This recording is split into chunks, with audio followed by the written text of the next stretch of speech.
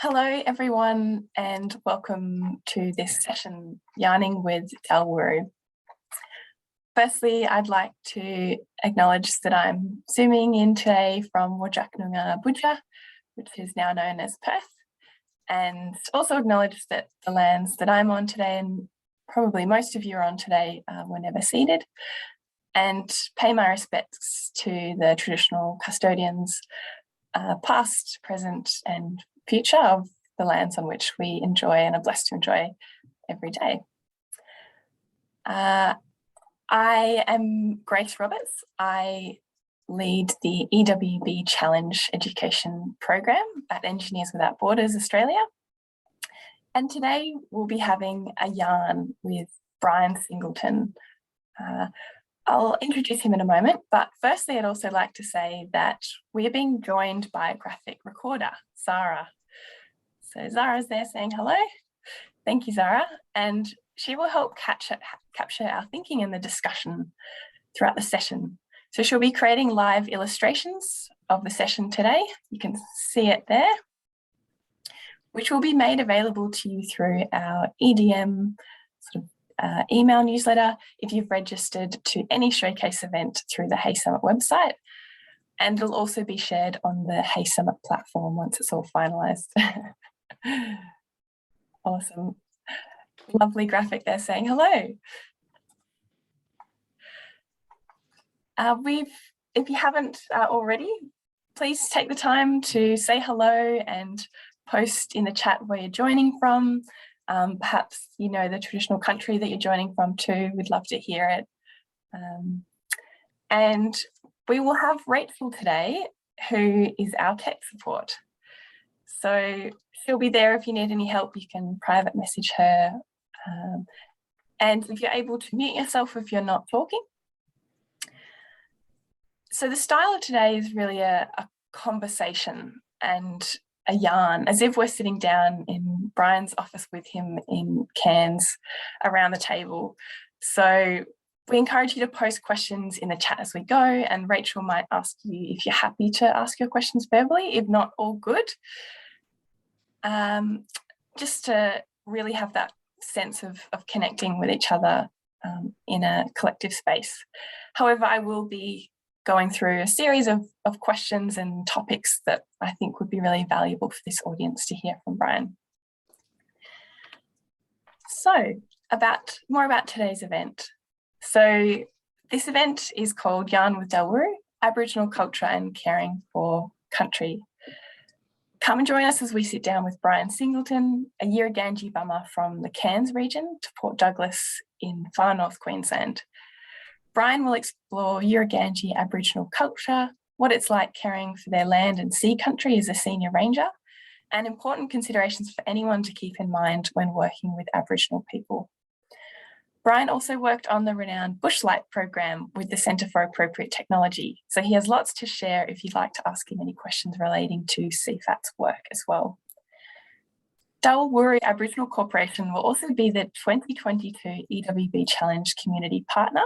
So this is also a really exciting opportunities for any academics or lecturers or tutors in the room to engage with Brian and ask questions in advance of the program.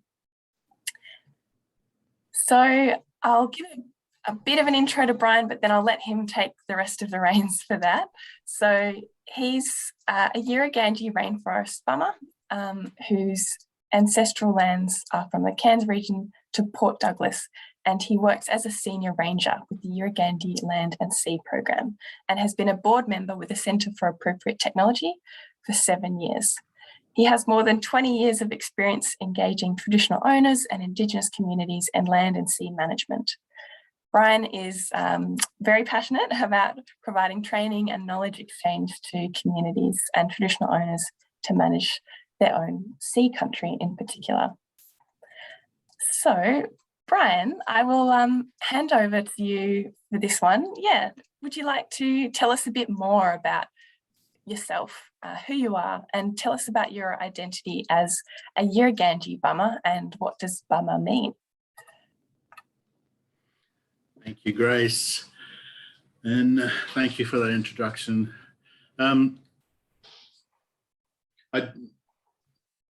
My name is Brian Singleton. I am the Senior Ranger with our Land and Sea program, the Yirrganydji Land and Sea program. And we sit under a corporation called Dawul Wuru Aboriginal Corporation, which means 3 rivers.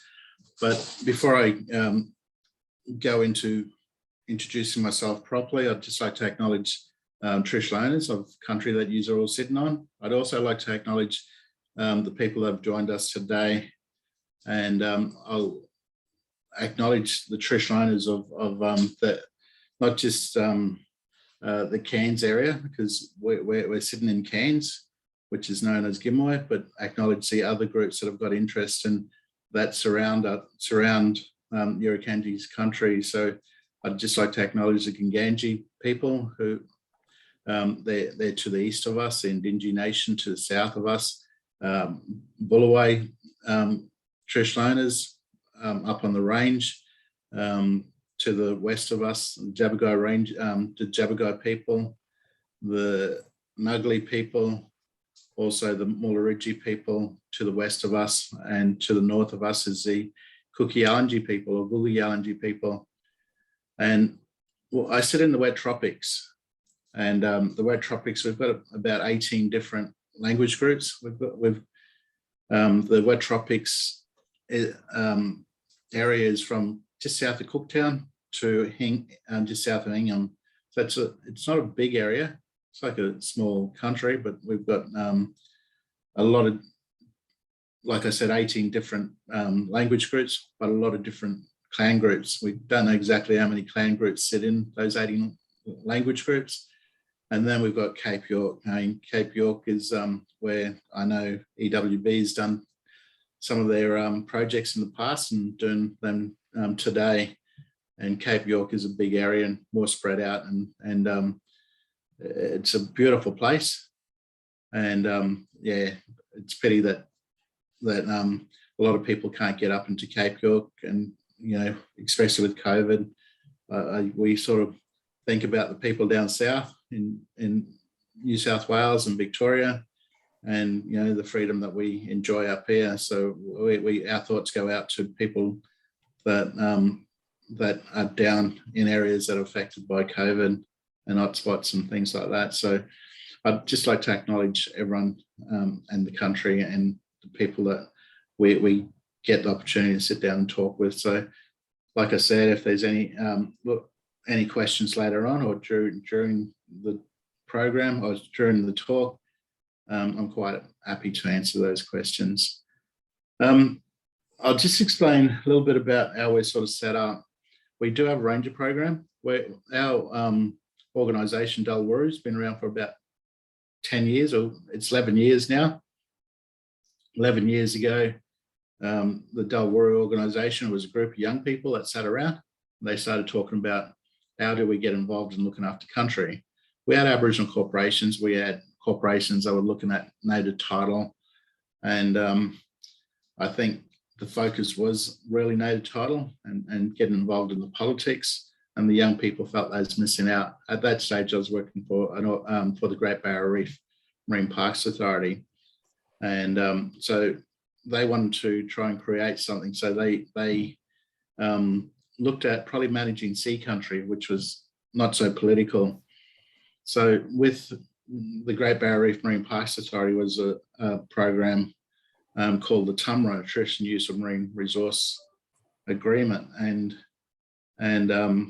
they decided to sit down with Grumpa. I wasn't working for that section at that time, so I had no influence over it.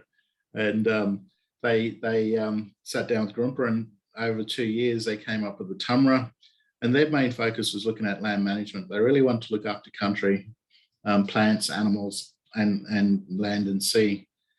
And so they started to look at other areas. So the TUMRA was accepted by the community, because anything that you do on country, you've got to get support from your elders and your community. And the TUMRA was supported. And the TUMRA was really looking at managing turtle and dugong. So we have a pretty big issue with illegal hunting or the take of too much. We do have a right to take turtle and dugong, but for a reason, for a cultural purpose. and they wanted to look at how we put those rules back into place. So we're in Queensland, we've got about 7 TUMRAs along the east coast, with the Great Barrier Reef Marine Parks Authority and with DES, and those groups are Commonwealth and state. So the agreement is with the Commonwealth and state, and it's to look at managing turtle and dugong. So that was a big thing back then for a small group that wasn't a native title group, wasn't a traditional owner group. It was a group of young people that was representing Yirrganydji people, and they tried for another contract. It was a Crocodile Management Program, and they were successful in that too. We're the only Indigenous or Aboriginal organisation in Queensland that's got a crocodile management contract. So the contract itself is mainly with the state, with DES, with their wildlife section, and they're the only ones that are allowed to go and trap and collect crocodiles. We've got a crocodile program that looks after all the creeks and rivers and catchment areas from just south of Cairns to Palm Cove, and that was mainly designed around tourism. So we've got a group of 3 people there, and then the ranger program came after that. So we got the opportunity to employ 3 people with the croc program, but they weren't rangers, and their main focus were crocodiles. And so we started looking at, well, I wasn't part of the organisation then. They started looking at a ranger program. So 5 years ago, they were successful in developing a sea country plan, which was able to go with the application for a ranger program, and they got 2 rangers on board. And then I think they then got those 2 rangers through the state and 1 ranger through the Commonwealth. So they started their land and sea program. So Dawul Wuru, as an Aboriginal organisation, although it's not a native title body, or it's not specifically looking after land issues, were successful in developing a program under the Dawul Wuru umbrella that looked at the TUMRA, managing sea country, mainly turtle and dugong, and then the Crocodile Management Program, and then the Ranger Program. They then put together a Indigenous fashion show that was for young Indigenous people that was trying to design or create fashion that couldn't get into a bigger program. And so it was a voluntary thing, and they raised some funding, and through money and that was left over, was able to run, I think for the last 5 years, some really good fashion shows with the community was invited to. They've had Aboriginal Torres Strait Island people put their fashion in those shows, and they've had some really good feedback from designers out there, not Aboriginal designers, but designers like Target, those sort of people that could see the sort of clothing that they could actually sell. But they also, through that process, was able to produce some really good young models and older models, but the younger models were taken on board by some couple of agencies, and they now model with annual art show or art and fashion called KIAF. So that runs every year in Cairns. So it's a bit bigger than the Dawul Wuru or the RIF program, but RIF was never about that. RIF was to get young designers to be able to show their designs to just the local people.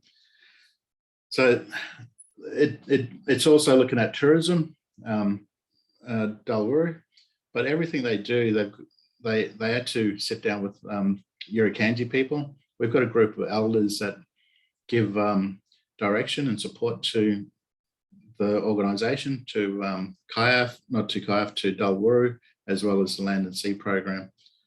So I think the Land and Sea program is really starting to grow, but what I guess with the Yirrganydji people, our area is from Cairns to Port Douglas, and we're seafaring people. So we're rainforest people. We're the only, I think, World Heritage area in the world that have got both World Heritage on land and sea. So we've got the Great Barrier Reef Marine Parks World Heritage area, and we've got the Wet Tropics World Heritage area. So, you know, when I say our country is from Cairns to Port Douglas, and we're seafaring people, we're coastal people, the sea is very important to us and land is really important to us. We try and work with other groups because there's overlapping of boundaries in every area of our country, and Cairns is no exception. So when we do welcomes or when we acknowledge groups, we make sure we acknowledge all our neighbours, because we have a very strong relationship. And it's one of those things where when we talk about engagement and maintaining relationships, they're probably our biggest group that we've got to maintain that relationship with, is our neighbours. So a lot of our projects revolved around land and sea, and it's really important that we have that connection to land and sea. So when we talk about land and sea, or when we talk about land, we're talking about both. So, you know, there's no boundary in between the land and sea. It's when we talk about country, that's what we're talking about. Wonderful. Thank you, Brian. Gosh, you've ticked off so many questions I also had as follow-ups. So that's a really, really comprehensive view of sort of Dawul Wuru as well as Yirrganydji Country too. I am wondering, for people who haven't been to Cairns or haven't been to Yirrganydji Country or the surrounding area of your neighbours, but particularly Yirrganydji Country, how would you describe it to someone? What's something really special about it? What does it feel like? I know I've done it myself, which was pretty special, you know, flying in on the plane and the incredible views of the mountains and the sea. But what are a few sort of visuals and things like that you could share with us, and what's special about it?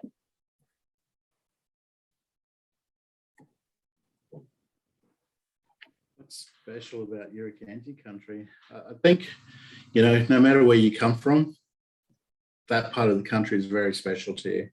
Whether you're from Australia or overseas, you've got a place there that draws you back every now and then, or you think about. And I think for the Cairns region, it's very special to us. You know, we're rainforest and seafaring people. The first thing you take notice of when you're flying into Cairns is the Barrier Reef. The Barrier Reef is, you know, is so important. It holds a lot of our stories, our connection to country. But then once you come over the land, or you're coming into the runway, it's the mountains. You know, we've got one of the oldest rainforests in the world, and our people still use that rainforest, you know, for hunting and gathering, for ceremonies, for collecting, for stories. There's still a lot of special sites. We've got bora grounds, we've got fish traps, we've got still a lot of things out there that hasn't been touched. And so those areas are still very special. And I think, you know, that's one of the things for us, is that we're still fighting to have that connection to country. We've got access in a lot of places, and there are a lot of places that we can share, but there's other places that we need to protect. And I think, you know, with the Land and Sea program, and we're very lucky in this area. When I spoke about our neighbours, Yirrganydji, Indigenous, Yirrganydji, Yirrganydji, they've all got ranger programs. So we try to work at Jalabina, we try to work very close with those other groups. So when we look at boundaries on maps, our rangers have sort of pushed back and say, let's forget about those boundaries. Let's leave that up to the corporations and PBCs and our native title people to deal with, and let's get on with looking after country. So let's work together and share some of those boundaries and not look at the actual lines or boundaries on maps. Let's work together and look after country together. So I think, you know, it's no matter where you grow up. We spend a lot of time in Yoruba, which is Yirrganydji's country, and you know, Yirrganydji is like home to us. I've tried to travel. I've gone across to Western Australia. I worked on Rottnest Island as a ranger on Rottnest Island for a year. I've worked down in Victoria in the building industry as a scaffolder in Victoria, and worked up in the Territory on mines. And I always return home, and I think you never feel like you're at home until you actually get home.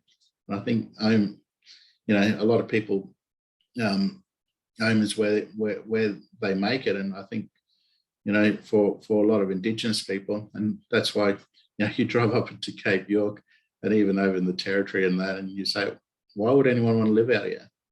Because it's home, and they've got that connection there, and it's really special.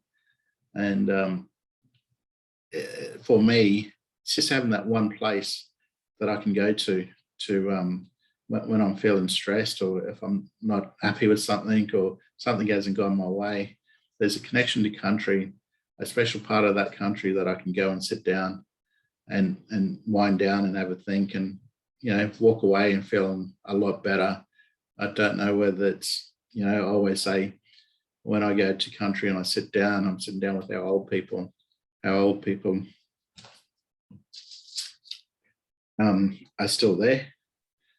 And I think, you know, no matter where you go, whether you think about your grandparents or someone special in your life, I think they're always there, and you just need that place to go and spend that time with them. So Yirrganydji Country, from Cairns to Port Douglas. Gracie is lucky enough to come up to the beaches with us. We've got some beautiful beaches, and they're some of the special places for us. And, you know, we've got the salt water, and we've got the fresh water. So, you know, we've got saltwater people and freshwater people, and we're lucky being rainforest people and saltwater people, because we've got the best of both worlds. And I think we've got some really, really special places, and that's what I tell our rangers all the time. You know, when you're traveling on country and you find a spot that you feel you're connected to, pull up and spend a bit of time there. You know, one of the things with our program is that we've got the flexibility to spend a lot of time on country. So eventually you're going to come across a place that you're going to connect with. And I think that's really important, is finding that place on country. And it could be anywhere, but it's a part of the country that you feel very special, or you've got ties to. And it's some place where, you know, when you're not feeling so well, you're feeling a bit down or a bit stressed, you should find that place to go to. Thank you, Brian. That was a lovely sort of insight into Yirrganydji Country. We're going briefly to Zara, the graphic recording, to see what's been happening so far. So you can have a little look at that. And Brian, I'm wondering, in terms of the connection to country and just how important that is, could you tell us a bit about how culture is maintained and that connection, both to support Yirrganydji people's connection to country, but also mutually for caring for the country itself? It's sort of like, yeah, country cares for people and people care for country. Could you tell us about some of the cultural practices or things like that that support that relationship that are still alive today? You know, Aboriginal and Torres Strait Island people are all different. It's like going into a different country sometimes. We do have different languages, and we do have different practices. And the Torres Strait Islands are, you know, a bit of mixture of Aboriginal, Torres Strait, New Guinea, it sort of borders with New Guinea up there, and so they do a lot of training and got close close relationships with New Guinea, some of the islands up there. Sorry to interrupt, Brian. Just saying that your audio has gone a bit funny. Is there anything you can adjust to try and help with that? I can hear you, but there's just some extra noise coming through. Okay, is that better? I don't think so. I wonder what's changed. Can everyone else hear it, Brian, clearly? No? These laptops, I know the speaker's sort of underneath, but I've got it lifted up, so. Okay. Has it just started playing up? I think it's still not better. Yeah, I wonder what else it could be. Yeah, it just started, Brian. So yeah, it was working fine right at the start. Yeah, it just started for us. But we can still hear you. It's just slightly unusual. There's a bit of a scratchy quality to it. Yeah, it is a bit distracting. Mitch suggested maybe exit and come back in. I think that's worthwhile because we'd love to hear you clearly and really focus on what you're saying. Do you mind doing that for a moment, Brian? I'll exit. Yeah, exit and then come back into the meeting. Thank you.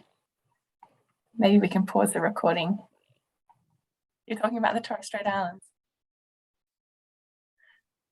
Yeah, I was just the different cultures. I mean, Aboriginal Torres Strait Islanders have different practices. You know, our rainforest people are a little bit different to the Cape York people, but in saying that, we're our looking after country and a lot of our practices are the same, just in different ways. And I think you know, Grace mentioned that I worked with Centre for Appropriate Technology with their Bushlight program. We you know, there was a great opportunity to get to know and meet a lot of different groups up there throughout Cape York. I was lucky enough to visit some of the Northern Territory communities through that program. I've worked with the Great Barrier Reef Marine Parks Authority as a compliance officer, visiting a lot of different communities and homelands, and also worked with the Queensland Parks and Wildlife Services, and also got to meet and work with a lot of different groups. So I got to know a lot of the groups up there and their practices and their cultures, and learned a lot about their land, and sat, you know, and met with the elders and sat on country, and that was really special. Coming back to Cairns and coming into a program like the Yirrganydji Land and Sea program, it was like learning about my own country. So it's sitting down and learning about what the rangers do, why they do it. And it's similar to every other group, but, you know, we have different practices. And I think, you know, like I said, I was young with this area. A lot of our people were taken away. So we've got Cairns, and a lot of our mob was sent to Mona, which is up on Jabberguy's country. A lot of people got sent over to Yarrabah, which is Yirrganydji's country, and some even got sent down to Palm Island, which is off Townsville. And you know, it's like when I said you all speak different languages. So we got 18 different languages. It's like going into another country where you don't know what their culture is or what their practices are. You can't even speak their language.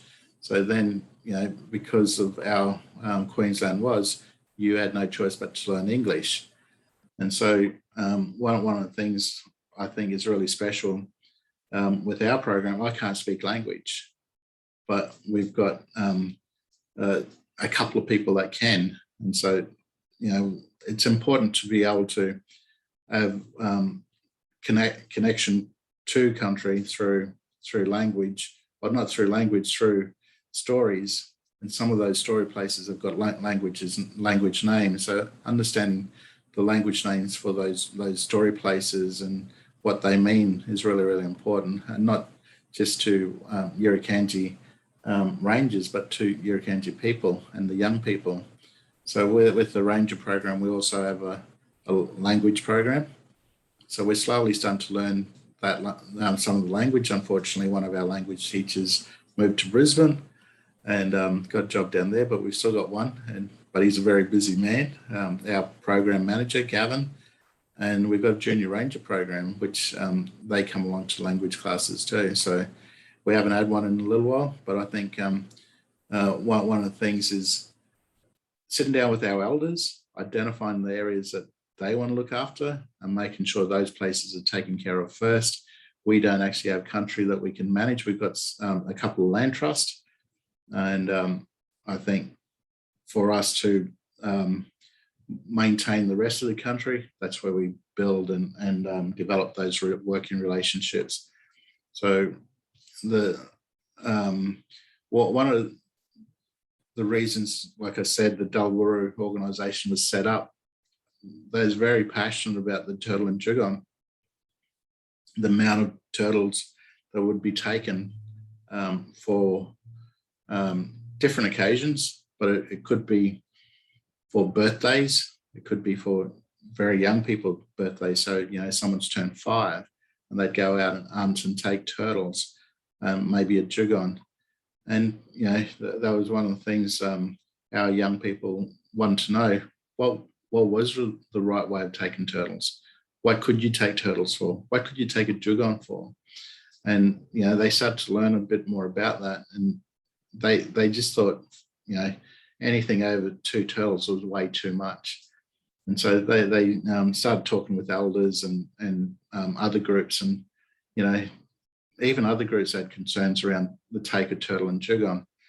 I mean, fishing is a recreational activity and anyone can do it. And there's not a big concern over the fishing because it's managed through fisheries and through the marine parks. And, they didn't feel it was like a big concern, but the turtle and dugong was a cultural activity.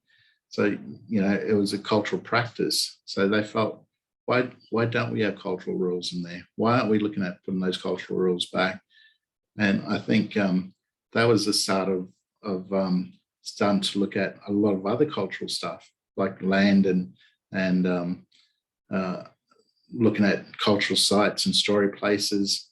I think it was just having that concern over turtles and dugong that sparked interest in the rest of the cultural things of cultural responsibilities that our people had that we stopped doing, because we had people over in Yarrabah, we had people up at Corando, and was that just their responsibility? Well, no, it was everyone's responsibility. So they through the TUMRA gave them the opportunity to start to discuss this. And I think, when I worked with Gurumpa as a compliance officer, and groups would put TUMRAs in, and they'd put a TUMRA in to manage turtles and dugongs, and then you'd sit down with the elders and they say, oh, boy, this is good, we can look after our turtles and dugong.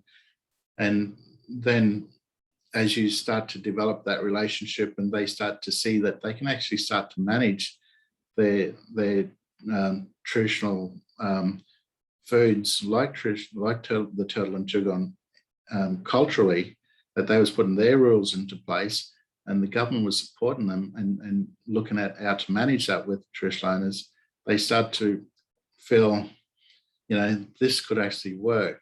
And they started to feel like we could trust this group of people.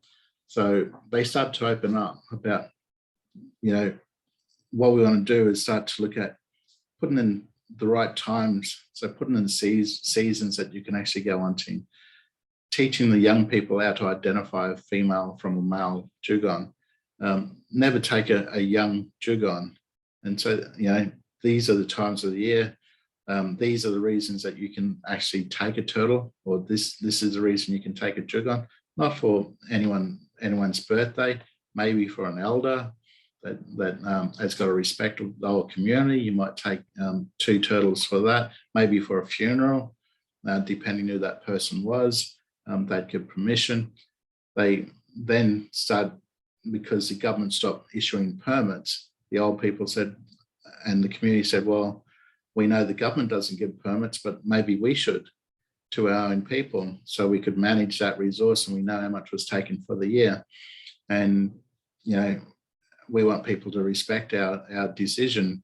If we decided that we didn't want any turtles taken this year, or we didn't want a dugong taken this year, or that person, we didn't feel it was right to take a turtle or a dugong for that person because he wasn't a cultural, or he wasn't part of this community, or he you know, we didn't think he had the respect of the community, we might not issue that family that turtle, that permit. So this is where the cultural practices started to come in and started to show. And I think, you know, when people felt that through the management of turtle and dugong, the government was supporting them, why not look at other areas of managing? So the TUMRAs have really developed for some of those groups. It's not just turtle and dugong anymore. They're looking at fisheries. They're looking at the TUMRAs are supported netting and stop netting in some areas where even the local recreational people said, oh, we should stop netting. The TUMRAs were able to support that, saying, well, we never used to net in these areas. Well, they didn't have nets. They had scoop nets and things like that. So, you know, their idea of bringing cultural practices back into the management of sea country was really important. So, yeah, they sort of start to look at those small things, and then it started to develop into tourism. We don't want tourism activities happening in these areas. The government supported. You know, the groups have got to justify in the way that you know, tour operators want to operate in their country, in their sea country, and because we've got no title claim over sea country in Queensland. We've got ILUAs and TUMRAs and MOUs. So, you know, when you start to get support from the rest of the community, it's really good. So, you know, that gave them the opportunity to start looking at managing country on land. So, you know, with a lot of the communities, especially up in Cape York, they've got lands that they manage, and it might be through their Aboriginal Shire councils. But down here in the Cairns area and Mossman, and we've got to manage our country through partnerships. So we developed a lot of strong partnerships with a lot of different groups, and our main partners who support our ranger programs is NIAA and DES, the Indigenous Land and Sea program there. That's who we get funded through for our rangers. The Crocodile Management Program is funded through DES, through their wildlife program, and the regional council. And I think it's just so good to see those government agencies, as well as the TUMRA through GRUMPA, supporting ranger programs. So years ago, when I first started, probably 30 something years ago, I was a CDP ranger, and a CDP ranger was only a CDP ranger on their community. And we didn't have a community, so I joined the CDP ranger program up at Cranda at Mona, so I could be part of a ranger program. And today, our ranger program has developed relationships with all these different government departments, so we can have access to country and we can work on country. And the works that they don't have the manpower or the capacity to do, we will go and do that work for them. But it is a partnership, and where there's things that we want to do, they support us. And we do a lot of work with Cairns Regional Council, and also the Port Douglas or the Douglas Regional Council. We maintain, do erosion work. We work with groups on whether it's pig trapping. We do a bit of compliance where we report things to those agencies. But one of the things that we was also getting requested to do, we do tree planting and all that, drain cleanups. And so we try to clean up drains before the rubbish goes out onto the barrier reef. And so, through water quality and things like that, we get involved in programs. We do other programs with other agencies, with biosecurity. When we go out and do our patrols, we look for anything that's washed up on the beach that could have come from another country, and we report that. Dead pigs along the highway between Cairns and Palm Cove and Port Douglas. There's a lot of wild pigs up in that part of the country. We've got cameras set. We're trying to do a monitoring program to see how much pigs are in a certain area, so we can work with the agencies to look at doing some pig trapping in those areas to bring the numbers down. And the ranges sometimes can be very, very busy, but we've also been approached by groups to do some contract work with them. So we did have a small contract with the Cairns Airport, and that was to maintain some of their lands, look after the rubbish and just maintaining the roads and things like that for them.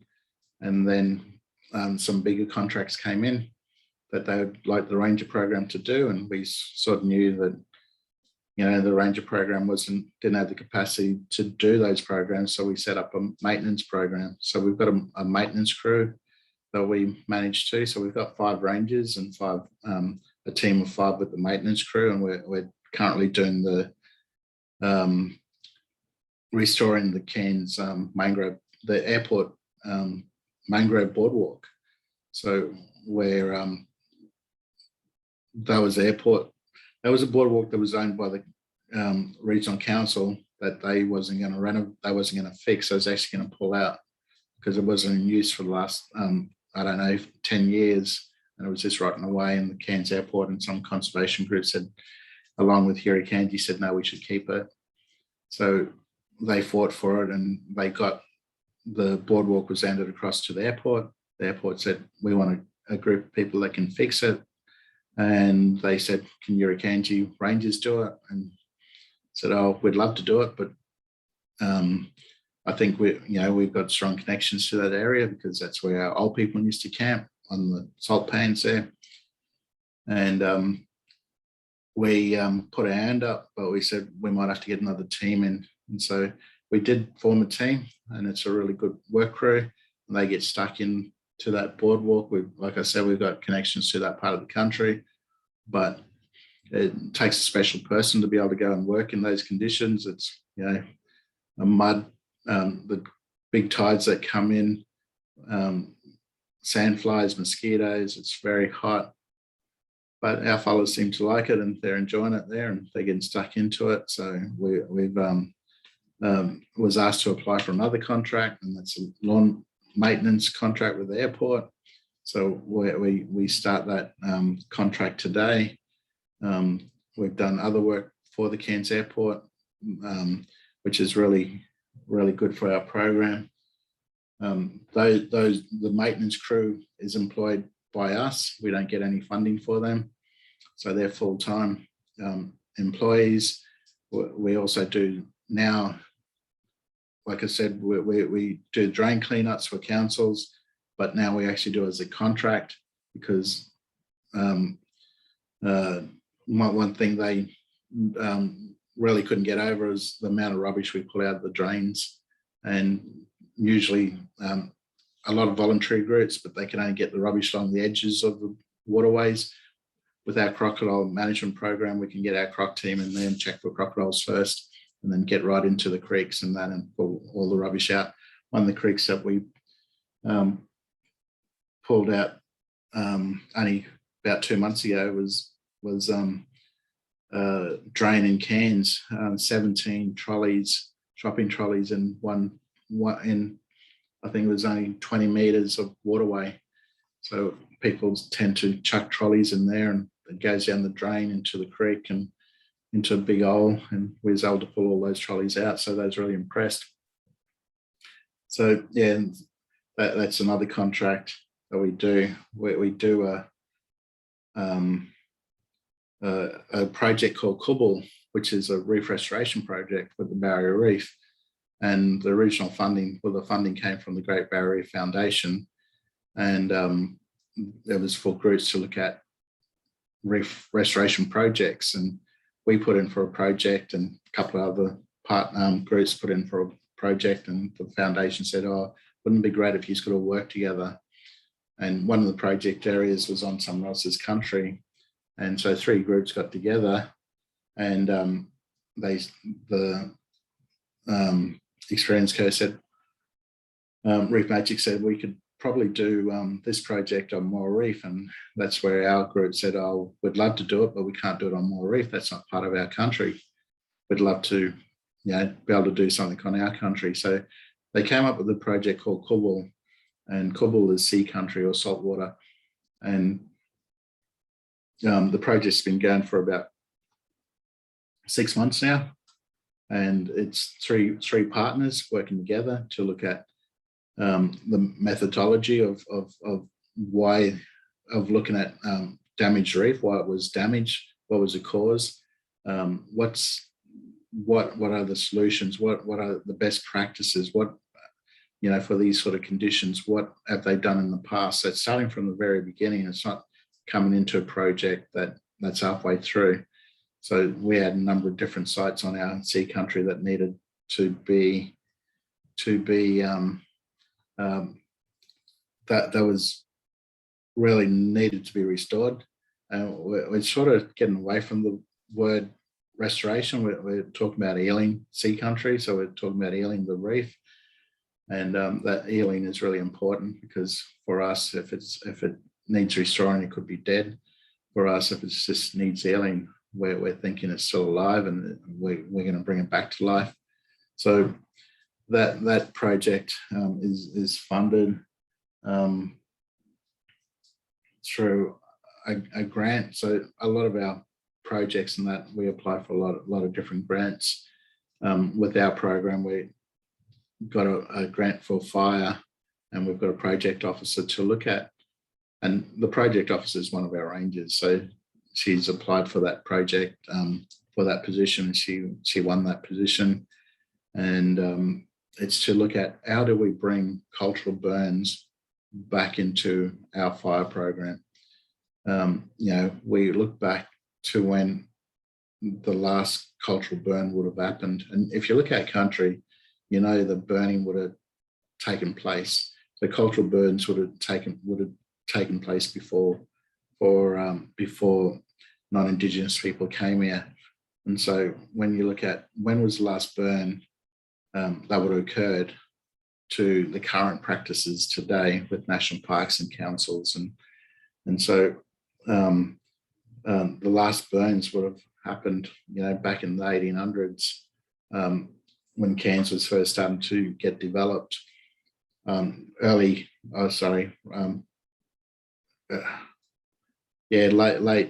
late 1900s. So when people started getting sent to Yarrabah and those times where you didn't have the right to go out and practice your culture. So convincing national parks and councils going back to the old ways and doing some cultural burns is a program that we're very surprised that they're looking at it, because I think one of the things that's happened in the past is the fires that have happened down south, and I think we've always seen burning up in Cape York and how they do burns up there, and I think the government has sort of said if it can work up there and we can work with traditional owners down here, but we need more information.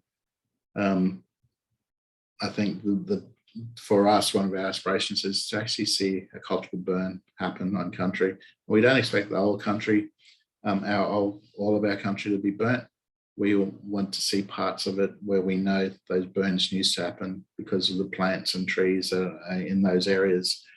And yeah, I think that'll be a special day when our elders see that cultural burn taking place.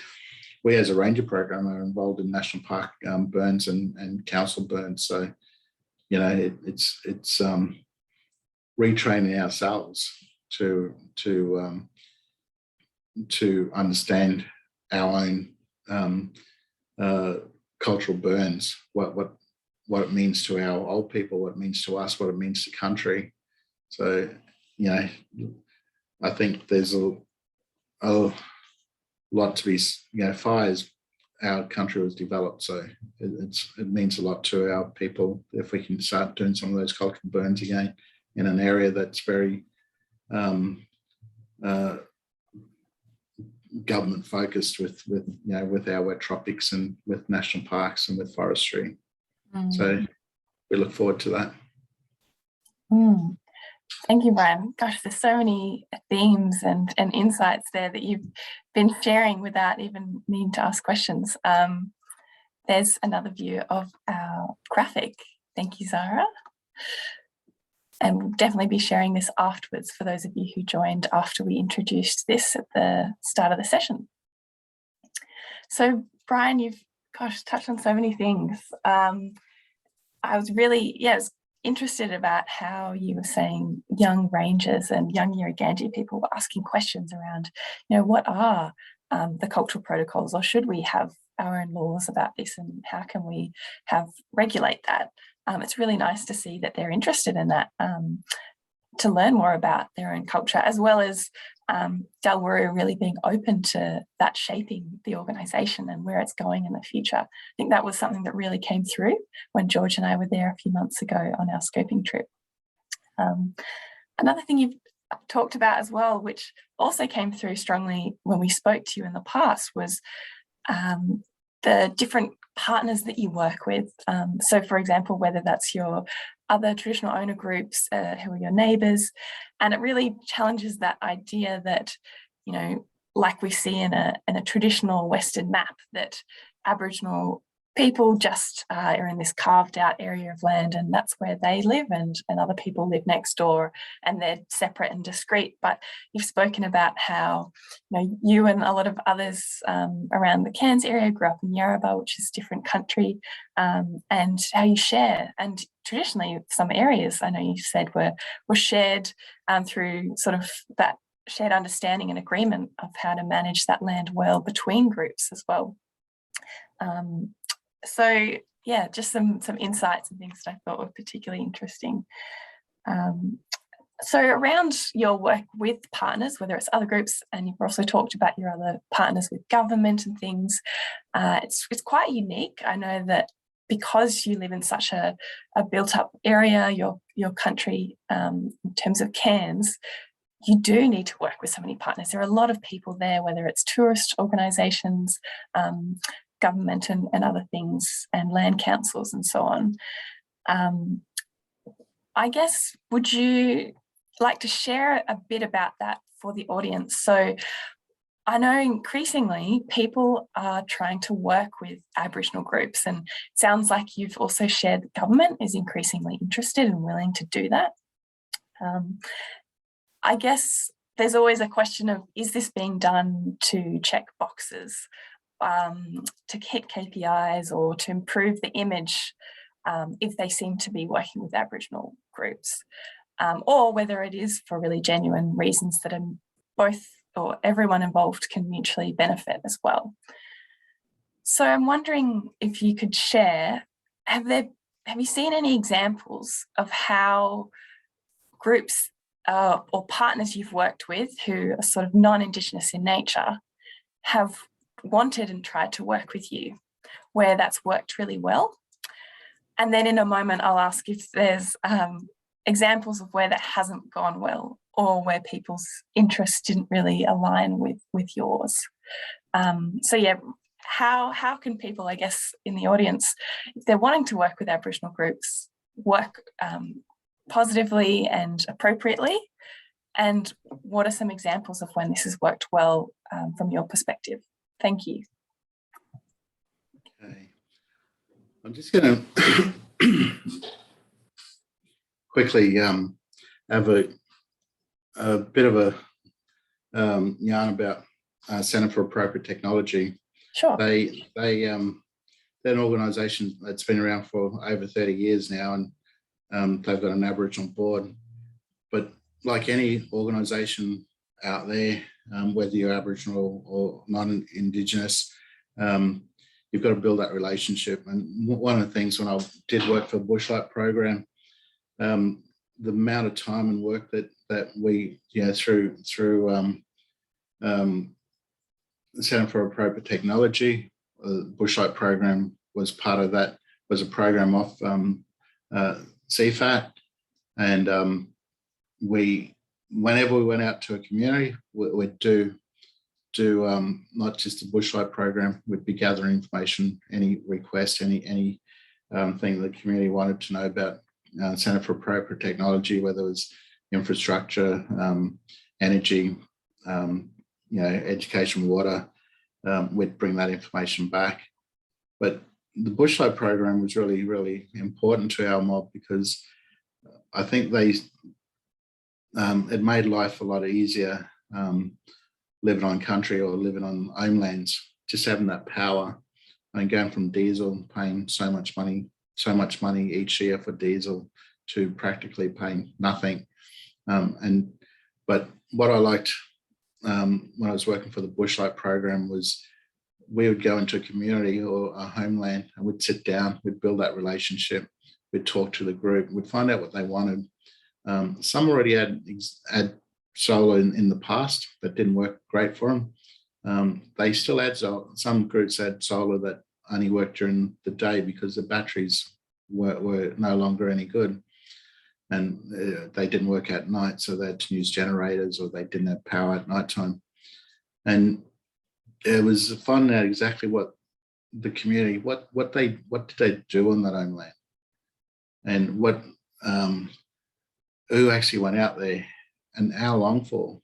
Did they go out there for the whole year, or was only there during the dry season, not there during the wet season? So taking all that information back, and for Bushlight to develop a solar system that suited that community was really important. So through that process, you got to know the community, the people, and you understood. We never made any promises about, this is going to work, this is going to change your life, or you need to get people back out on country. It was what they wanted, what the people out there really wanted.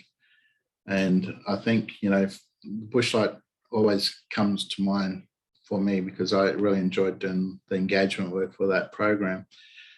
And I think, it was a great program.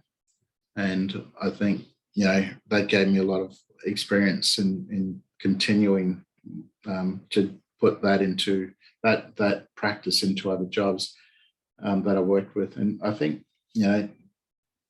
there is a lot of organizations out there that is out there to tick the box and get in there and see if they can make some money out of the communities. And one of the things that I always, if you want to be successful working with communities, is that you never make any promises. You don't. You treat everyone with respect. You acknowledge those people, where they're from. You find out who they are, what they do, and start to develop some sort of relationship. If you walk into a community and say, look, I've got $100,000, I want to do this project, who wants to do it? Everyone in that community will put their hand up, because it's an opportunity. So it's going in and working with the community first, introducing yourself, acknowledging them, so that they can acknowledge who you are, where you come from, and slowly bring in the project and saying what you'd like to do. The money side of it, you probably talk about later, but it's really important that you start to spark that interest. Just finding out which groups, which people may have a bit of interest or have a passion in that area. Because one of the things I found when you, especially with the ranger program, working with rangers up in the communities, if you're going in to talk about building roads and that, they're not the right people to talk to. They're not worried about roads. If you're going to go and talk to them about protecting a cultural site, they're there. They want to be part of it. The elders will support it. So it's finding the right people, the right group, or the right organisations to contact is really, really important, because they will put you in contact with the right people. We got a lot of family groups that speak for country, but they only speak for their country. So if you go and talk to the wrong people about some activity that you want to do on someone else's country, and they say, yes, we can do this and it's going to happen, and you go through all that process of organising dates, and we can have machinery up there and we can be doing this, and then the traditional owner comes out, no one spoke to me. They're bringing up this machinery, they're going to do this, but no one spoke to me. I don't want it to happen. Then that project stops. So some of the, I guess, successful programs that I worked on was the Bushlight program, where, you know, one of the things when you're looking at Bushlight, it's not just finding out who wants power, because everybody wants power, but who lives on country? Who's going to stay there? Who's going to, because a Bushlight system, it's going to be maintained. So, you know, you live in remote areas. So how do we maintain it? Well, the people that's going to live on there will be taught how to maintain it. What instruments, what tools, what products are you going to, you know, TVs, do people play in a band? Do they want to play a guitar every now and then? Is it electric guitar? Do you want to run, is it big screen TVs and all that? And that you find out people are coming straight from, you know, from their home in a community that's got power 24 hours a day. They want to move back on country because they're going to get a solar system. And then you've got to run through the education program with them and say, well, you probably can't run that TV. You could get a smaller TV and you could have that TV, because that'll make the power last a lot longer.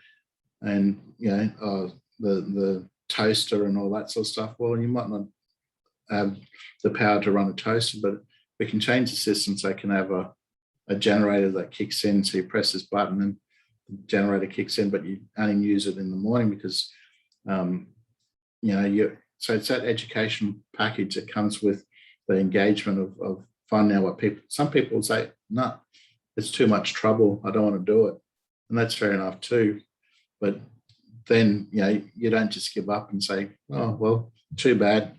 You still talk about the positives of, okay, so what we can do is look at find out what the best quality generator to suit your needs would be. If you don't want solar, we had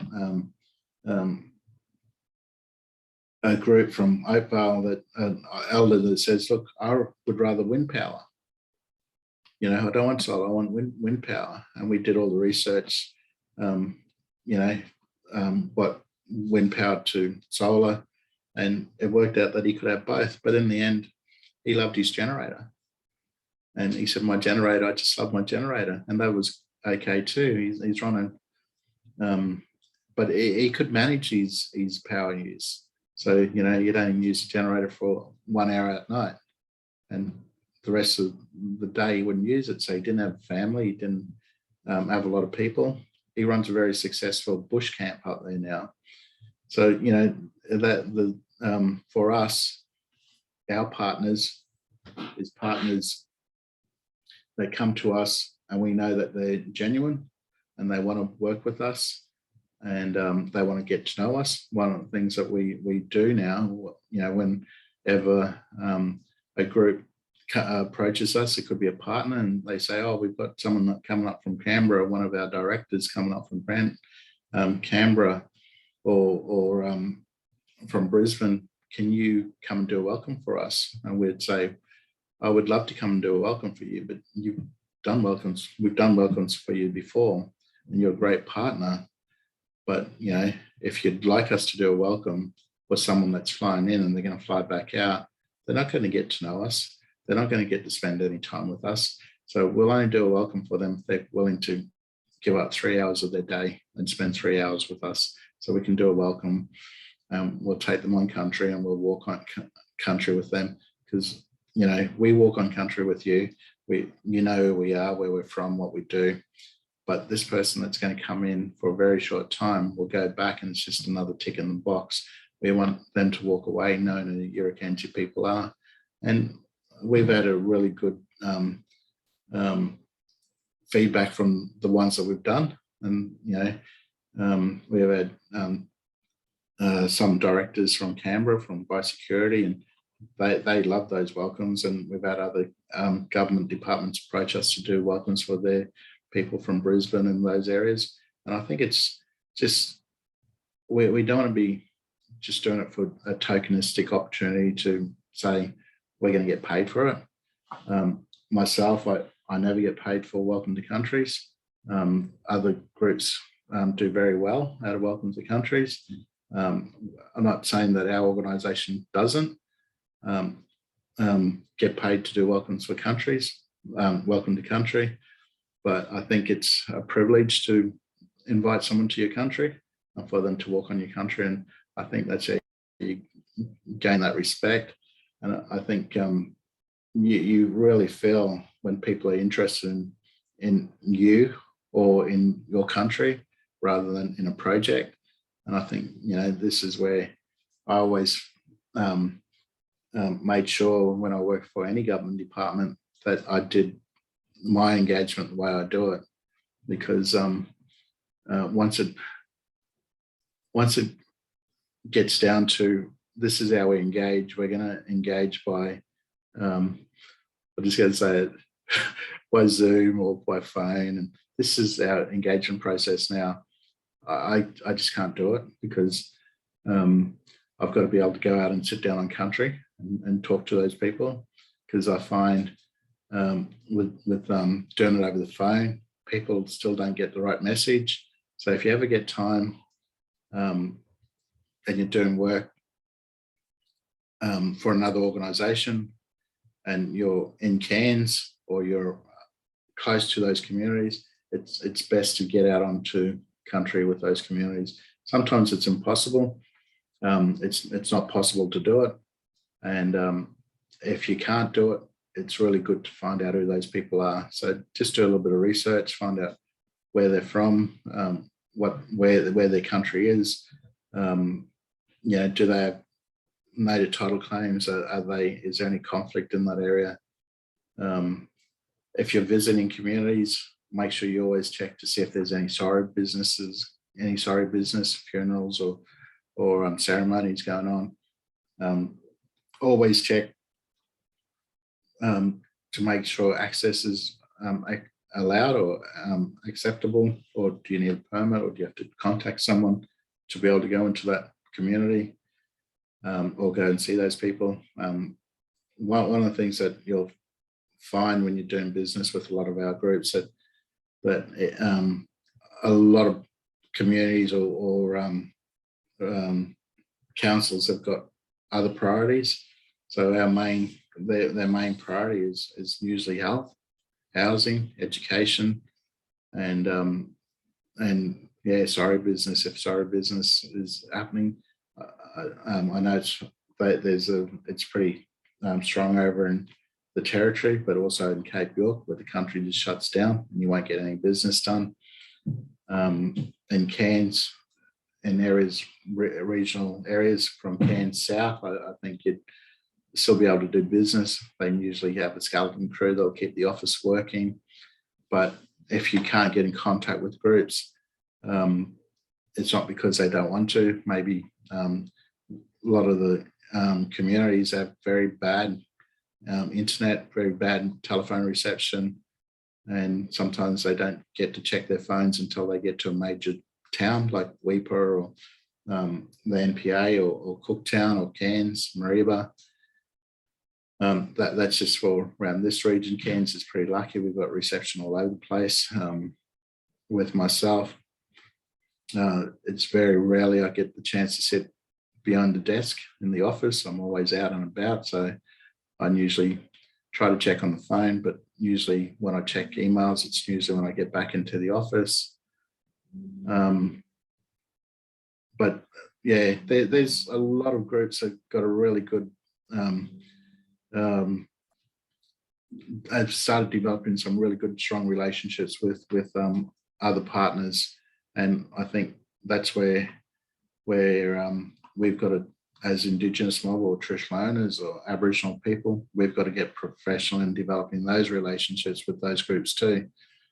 It's not like the old days where, yeah, I don't feel like meeting with them today, I'm going to go fishing instead.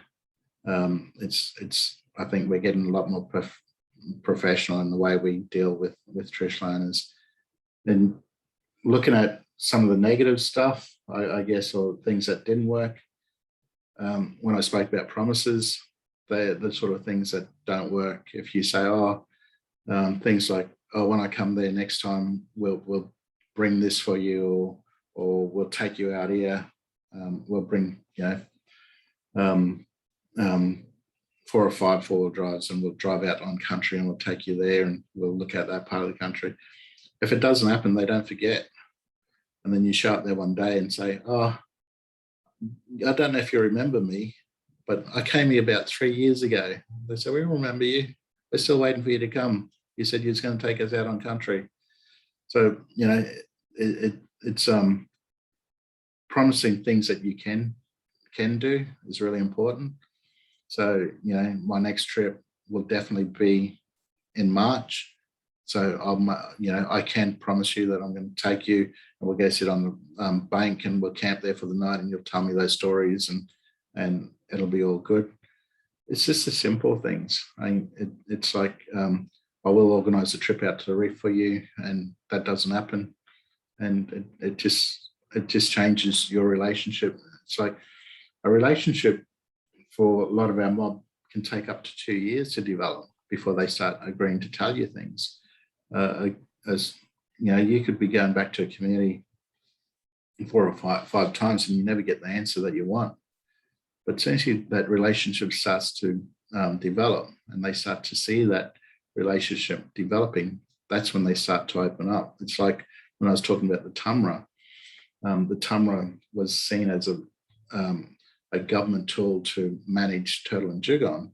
But when they realised it was a tool to manage turtle and dugong, culturally, the way that they wanted to manage it, then they started to bring other things into it. They started to bring in the rules, the reasons why you could take it, the activities, how it should be done, who can do it. We wasn't all hunters, it was like we're not all storytellers, we're not all painters to tell those stories, but there are people that are brought in that are grown up to take on those roles. So if you wasn't a hunter, you might have been a storyteller, you might have been a dancer, you might have had quite a few roles in the community. But today, what we see, and this is the reason our young people were concerned, was people that had really good jobs that can go buy a boat all of a sudden became a hunter. So, it's like not everyone's a hunter. You've got to learn, you've got to be taught, you've got to show that you've got respect for that animal before you can become an hunter. Because one of the things when you take an animal, you thank that animal for giving up its life to feed your family. And it's there to feed your family, not to put in the freezer, not to be sold off to someone else. So, I think just having that sort of thing when you're talking or developing those relationships, you'll start to get people opening right up. and it won't happen straight away, but it will happen. But they've got to see. And when I first walked into a community, because I grew up in Cairns, probably about 20 years ago, and it was Lockhart up in Cape York, and the old people, the first thing they did was ask me all these questions. And, where are you from? What do you do? Who's your mother's name? Who's your father's name? Who's your auntie? Who was your grandmother? And they went through all this. And then they said, we know who you are, without even meeting any of my family. But they knew all those different connections and where my family, how I was connected to them. And I think even then, I couldn't develop that relationship as a nephew or a grandson straight up. I had to develop that relationship with my mob up there. And that goes for anyone. Anyone can be accepted. It's like, all those protocols, find out what those protocols are. Is that, can I just walk into a community and start having a meeting? Do I have to go sit down and talk to someone first? Is it appropriate for me as a young, as a male to go and meet with women? All that sort of stuff, a woman to go meet with just men. So there's a lot of protocols in place in communities. You just got to find out what they are. And I know a lot of people, EWB, won't get that opportunity to go up into communities, but and meet some of the groups that they work with. But well, my battery's going flat. But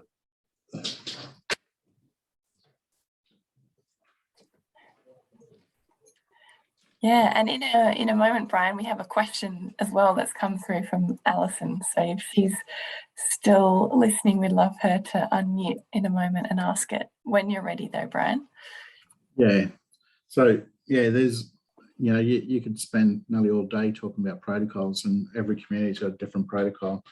But like I said, a lot of people won't get to visit communities, but to understand Aboriginal people and what's best practice, like I said, we're all different, but we have the similar or the same reasons why we look after country. Just get to know some of the groups that you actually do get the opportunity to work with, or someone, Indigenous person that you Aboriginal person or Torres Strait Island person that you might know. The country you're on, find out a bit about their history and what they went through, because when you start to find out about other groups, we've sort of a lot of groups have gone through similar things. And I always tell people, whenever I do a welcome, is just look at where you're from and look at the history of where you come from, because you're a traditional owner somewhere. You've come from, might be another country, but you've got connections somewhere else, and you whether it's got a good history or bad history, that the history of those your ancestors. So if you're living on an area where there's still traditional owners, because that's was one of the beliefs, that traditional owners weren't really here anymore because they've got fair skin or they don't look Aboriginal, but they grew up as an Aboriginal person and they was treated as an Aboriginal person, and their parents or one of their parents or their grandparents are Aboriginal, so they are Aboriginal. And it's important to find out how they view Aboriginal people. So I think, I don't know if that answered some of that questions, but moving on, and we'll see if we can answer that question. Sure. Thank you, Brian. It certainly did answer that question around how people engage with different groups and those experiences you've had and beyond. So thank you very much. Yes, we will go to a question from Ali, if you're allowed or able to ask that question, Ali. I am. Thanks for the microphone. I'm so pleased to be able to ask this. And thanks for all of the insights that you've shared already, Brian. It's been a pleasure to listen in. I had a question that I was just keen to hear a little bit more about. I know we're almost at time, but My thinking as you were talking is that the word sustainability is so common these days. It's just thrown around in so many different contexts, and it's just such a common word to describe so many things. And so what I was curious to hear from you is what sustainability means to you, what comes to mind when you think of the word sustainability, and just if there's a little bit more that we can hear about that from your perspective. Thanks, Grace. Yeah, I think sustainability was really important to our people without even realising how they manage country. They was managing it sustainably. So, you know, by seasons, what you could take, what was coming up, because country plants were flowering. They knew what animals they was allowed to take. We had a lot of stories connected to, you know, sustainability in the sense of if you took too much and there was a storm coming up and then there was thunder and lightning, that was our ancestors getting really angry because you took the wrong animal or you took too much, and the young people would be told, you know, did you go out today? Did you go gathering? What did you take? And they'd be questioned. And I think this is where that idea of the, you know, our young people looking at the TUMRA, they just didn't think taking 5 turtles were going to be sustainable. You know, they looked at all the other threats to the turtle and dugong, the development, losing our seagrass, the commercial fishing, with trawlers catching turtles and dugongs in their nets, water quality, and on top of that, hunting. Now, you know, after researchers have come back after many years of saying hunting isn't sustainable, we should stop hunting. The researchers are coming back now and producing papers saying hunting is sustainable if it's done properly and culturally, using cultural practices, but the threats to turtle and dugong is the seagrass, loss of seagrass beds through development, through water quality, through temperature, you know, the warming of the oceans. So all those are more threat, is a big threat. But to us, the sustainability of turtle and dugong still comes down to how we practice our hunting. So, you know, it's I think everything was at JCU last week. They was talking to us about some of the research that they're doing, and you know, Uncle George, one of our elders, said we used to do that. We did that when I was a boy. We wasn't allowed to take that animal. We wasn't allowed to take small fish. We was only allowed to take crabs at a certain time. So all those rules were there, and that's what we're trying to put back in place to make those areas. You know, we've got green zones and we've got yellow zones, and that a lot of our country is green zones. And that's one of the things I know when they put the TUMRAs in at the very beginning, the green zones are the zoning plans or zones. If you look at a marine park map, you'll see all the different colors, and the green zones are places where you can't take anything from. You can travel through, you can pull up, you can snorkel, you can take photos. You can't take anything from that green zone, whether it's a broken coral or fish or yeah. So when they started putting these zones in, a lot of our people jumped up and down, and they said, you know, you're putting in all these green zones, we won't be able to go fishing or hunting. But because the state and Commonwealth acknowledge native title overrides the zoning plan, they allowed traditional owners to continue to practice their culture,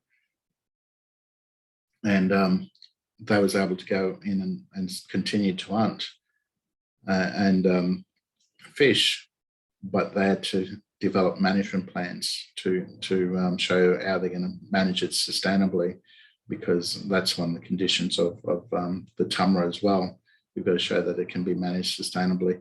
They put in a number, like for our sea country, 20 turtles. And we said, no dugong, 20 turtles. And we've looked back and said, that's not sustainable for us. So we'll keep that number in there to say that we want to keep that number, but we want to only take 5 a year. And so far we haven't taken any since we've had a TUMRA. They've been taken illegally by the people. But yeah, we always believed that when the time was right, and we felt that the numbers of dugong and turtles were up to a sustainable level for our community, that we would allow a permit system to come into place so people could take the turtle and dugong. Because one of the things that we don't want to lose is that connection to our Winustant.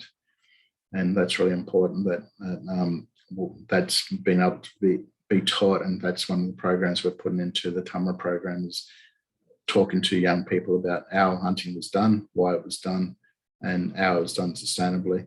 But yes, I think the sustainability thing was something that was always there without us even realising it, until we started to talk to government and about sustainability. And then the same thing with thing where the old people, our uncles, would start to talk about, oh, they was taught about that when they was young, or when they was growing up, or their uncles taught them. And we said, well, why aren't you teaching us? And so, you know, it's one of those things where it was forgotten about, but now hopefully through a program like ours and the other range of programs, that information is starting to come out again. And hopefully, you know, we can, what we sort of look at is putting that bicultural thing to bicultural knowledge to sustainability. So how it was managed before, and our cultural practices to make sure it's sustainable. Thank you, Brian. That's really nice. Really nice. Oh, I can hear my reverberation. Sorry about that. But to hear about how sustainability sort of is being tapped back into in terms of the traditional practices as well, and that's being revived and kept strong. So thank you for sharing that. We have actually just hit time, so we'll close now, but it's been such a pleasure, and there's always more I know that we could talk about and ask you, and I know we have in the past as well when we came up and visited. So thank you very much for sharing today so many of your insights, and I know that other people in the room will be really glad, particularly other academics who are preparing for next year's challenge as well. So thank you very much, Zara, for doing a live graphic recording and illustration for us today. You can take a closer look there, and we'll wrap up in a moment. Zara, feel free if you would like to share anything about the graphic. Otherwise, we'll make sure we share it with everyone on our Hey Summit platform and in our EDM if you've registered to our events online. I just want to say I really enjoyed the stories, the detail, and the beautiful imagery. I felt like I was transported to country hearing some of your depictions, Brian. Thank you so much. It was a pleasure and an honor to draw the story, and thank you for having me. Thank you. It was a pleasure. All right, thank you very much, everyone. We'll let you get back to your days. Thank you for joining us, and we look forward to I guess discussing more and having more contact with you around the 2022 EWB challenge with Brian and Dawul Wuru. Thank you. Well done, Brian. That was fantastic. Thanks a lot. Thanks, Peter.